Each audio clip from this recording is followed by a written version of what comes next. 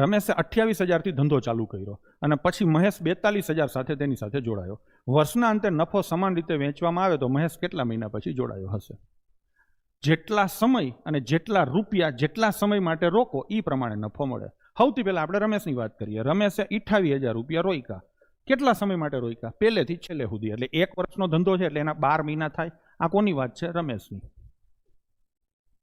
હવે અહીંયા એ જ રીતે મહેશના રૂપિયા અને મહેશનો સમય લખીએ. મહેશના રૂપિયા કેટલા છે? 42,000 અને મહેશનો સમય કેટલો છે? સાહેબ એ તો શોધવાનો છે. તો સમય લખીએ આપણે x. હવે એણે શું કીધું છે? નફો સમાન રીતે વહેંચ્યો.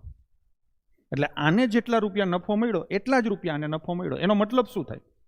બેયનું રોકાણ હરખું હશે. આ રમેશનું રોકાણ છે, આ મહેશનું રોકાણ છે, તો બે હશે હરખું. બોલાવો બાકાજી કી. આ 3 જીરા ગયા, આ 3 જીરા ગયા. ગયા ને?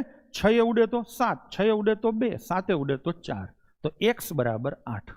હજી ઉતાવળ ના કરતા. અહીંયા મેં કીધું ને કે આવા 5-6 પ્રશ્નો હતા.